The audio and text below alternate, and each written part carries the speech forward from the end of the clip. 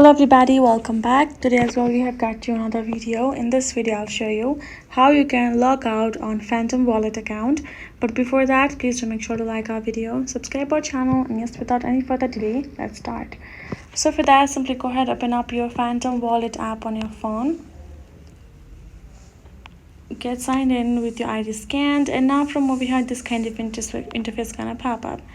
Now if you go to this settings icon on top left corner and go all the way to the bottom, you will not find a sign out or log out option like you do in other apps.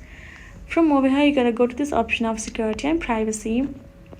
There you will find this option of reset app over here. So the only way you will be able to sign out and or log out, or simply will have to reset your account for that. But resetting that will simply remove all existing account and data. You have to make sure that you have got your secret phrase and private keys backed up.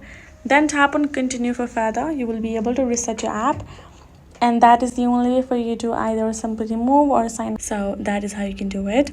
Hope this video was helpful to you all. Thank you so much for watching, and yes, I'll see you guys in our next video.